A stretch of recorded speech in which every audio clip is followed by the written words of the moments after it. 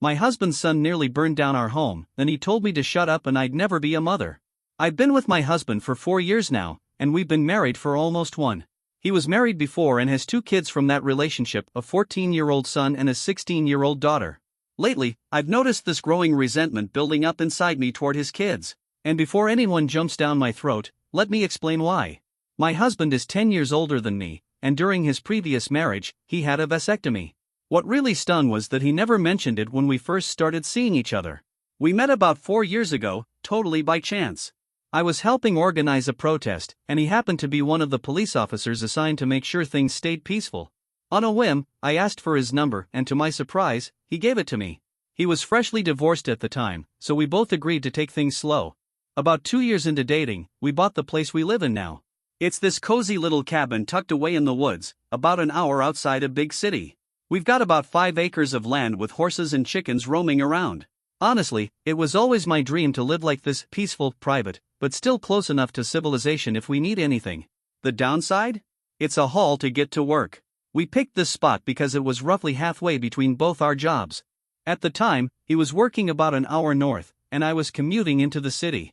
He wasn't open to transferring to my city, mostly because his kids live in the town he's stationed in. I didn't push back much, though. I was completely in love with the place. I mean, the land, the quiet, the views, it was everything I ever wanted. But the commute, especially in winter, has been killing me. It takes about an hour and a half each way. To make things harder, most of my family and friends are still in the city. One of my closest friends just had a baby, and understandably, she doesn't want to drive all the way out here. A lot of my friends don't want to make the trek either, so I'm always being asked to come into the city or meet up after work. And sometimes I just want to go straight home, you know? Even if it's a long drive. All these little things are piling up, but I still love our cabin. We've poured so much energy and heart into it. It truly feels like ours now. Not long after we moved in, his son started coming to stay with us every other weekend, Friday through Sunday. On Sundays, we'd drive him back to his mom's place, or sometimes just meet her halfway at a gas station. His daughter didn't come with him. She wasn't speaking to my husband at all. She's still angry about the divorce and holds a lot of resentment toward him for leaving her mom. So, whenever we did get to spend time with his son, it felt like a win. From the beginning, his son, I'll call him Ken, really bonded with me. He'd hug me, make little crafts for me, and always wanted to spend time together. He was such a sweet, affectionate kid. It felt like I'd stepped into the role of stepmom, and honestly, I was loving it. But then, small things started to give me pause. Ken wanted to sleep in bed with us because he was having nightmares. I had to put my foot down there. I just wasn't comfortable sharing a bed like that. My husband didn't argue, but instead, he started sleeping in Ken's bed over the weekends. At first, he'd just lay there until Ken fell asleep, but after a while, he'd fall asleep too and just stay there all night. So, every second weekend, I was sleeping alone upstairs. For context, Ken's room is in the basement of our cabin. But it's not some creepy, unfinished place, it's fully renovated, bright, and cozy. He even helped with the renovations himself. Our master bedroom is on the 2nd floor. So, it's not like we shoved him into some dungeon. That's not the issue.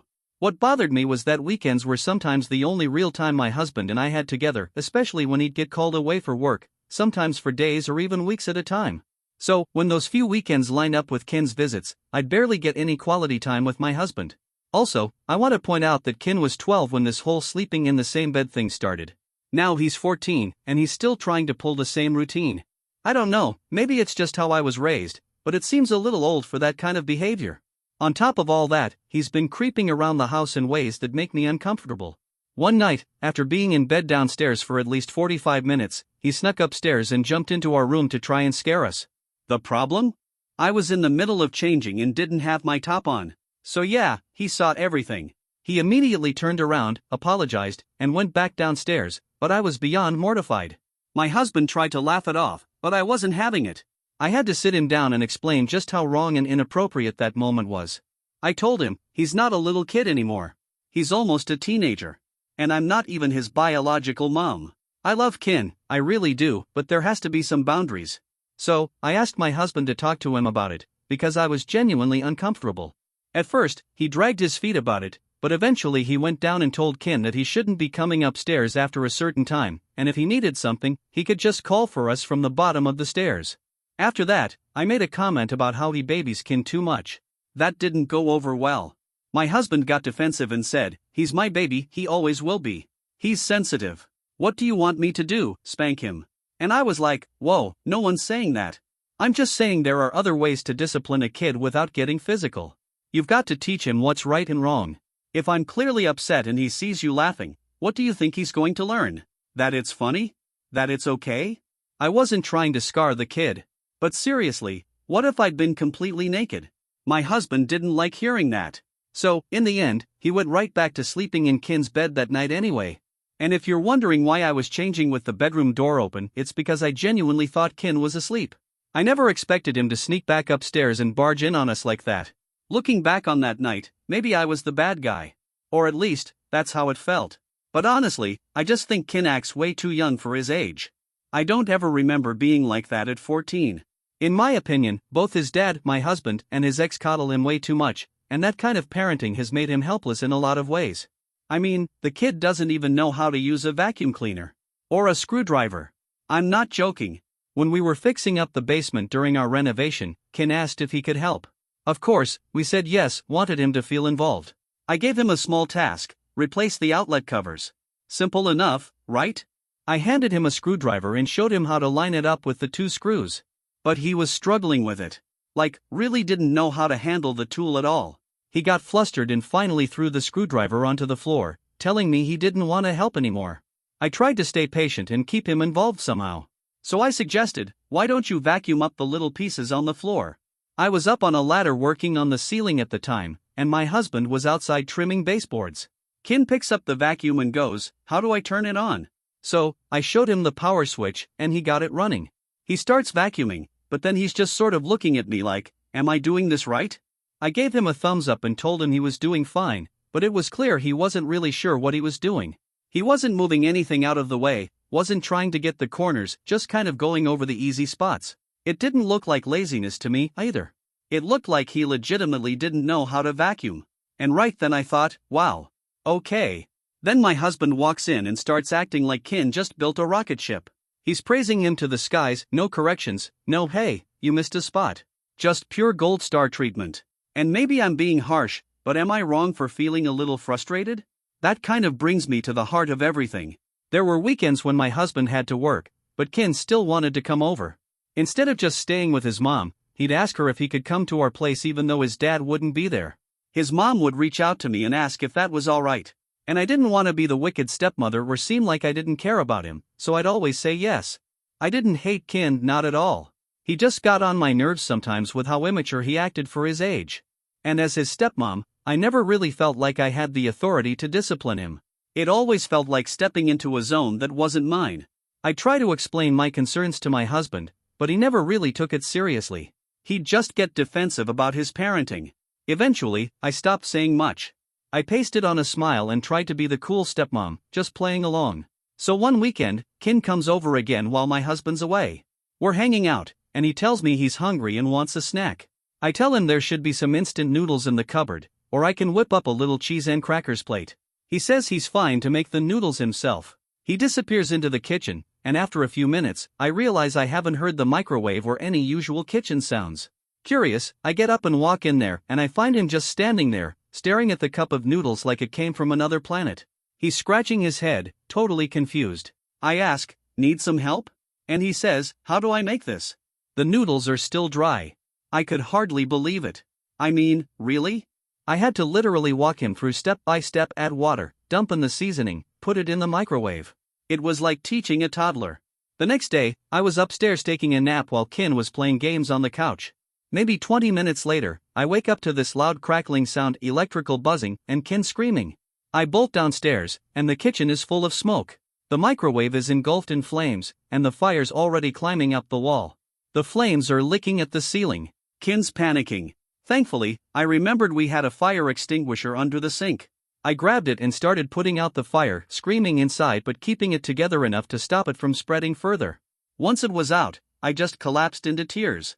The adrenaline, the fear, the shock, it all hit me at once. The damage was awful. The wall was scorched black, and since our house is basically built from logs, this wasn't a just patch it up kind of thing. We couldn't just replace one log. It was permanent. Kin was crying, apologizing over and over. And I just snapped. I told him to go downstairs so I could deal with everything. I opened up every window, turned on fans, trying to get rid of the acrid, chemical smell from the smoke in the fried microwave. And when I peeked inside the microwave, I saw the problem. He'd tried to make the instant noodles again. But this time, he hadn't added water. Just tossed the dry noodles in and zapped them. That's what started the fire. I couldn't take it anymore. I called his mom and told her what had happened. I said I didn't feel comfortable with Ken staying the rest of the weekend, not just because of what happened, but because I was seriously worried about the air quality and safety. She completely understood and apologized profusely. We agreed to meet halfway so she could pick him up. Then I called my husband. I explained what happened, even texted him pictures of the damage. You know what he said? He laughed, just laughed and said, "Whoa, that's not good." And I was like, "That's it? That's all you have to say?" He said, "Well, I'm just glad you're both okay." And I told him, "Your son almost burned down our home." And he goes, "But he didn't because you were there." I said, "What if I hadn't been? What if he was home alone? Or what if this happened at his mom's place? He's 14. He should know better. He should be capable of being home on his own." He brushed it off, and I told him flat out, "This is what happens when you baby your son." That set him off. He got defensive and told me I was overreacting. I told him this wasn't a minor incident, our house was damaged.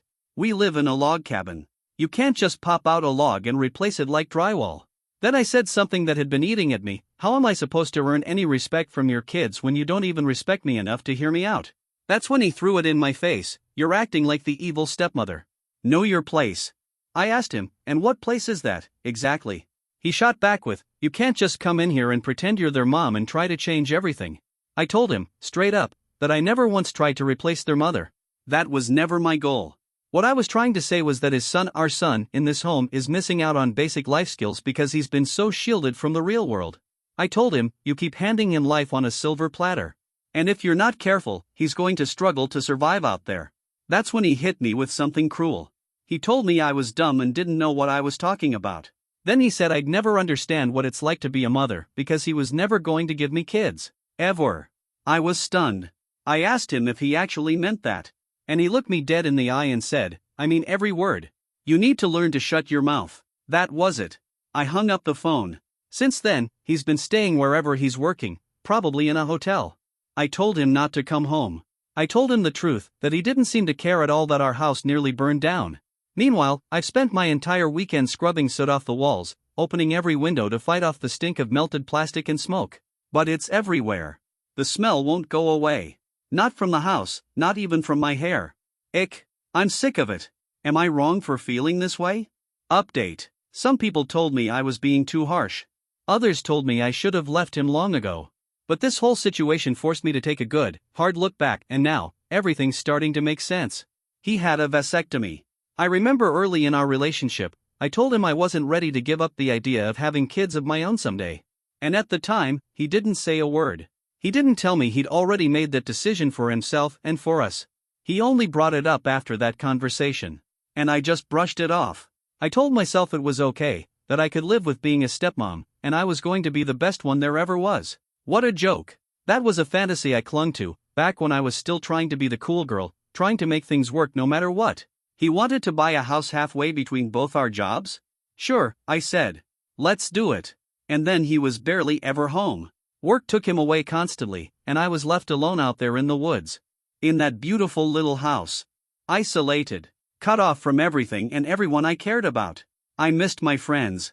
I missed my family. I even started to hate going to work, something I used to love, because the commute was so long and exhausting. It wore me down. And the truth is, I do want children. I want my own kids. I want to be able to speak honestly to my partner about parenting, discipline, and how we raise them. But in that relationship, I had no voice. I had no say. He didn't respect my thoughts, didn't even hear me half the time. And if he wouldn't even respect me, how could I ever expect his kids to? I couldn't keep living like that. I couldn't live with a man who'd rather be his son's best friend than my partner. So I left him. We were able to get the marriage annulled. I'm staying with my mom for now. As much as I adored that cabin, I couldn't be there anymore. What started out as a dream ended up feeling like a prison. Now, I'm back in the city. I live just a few minutes from work. I see my friends almost every day.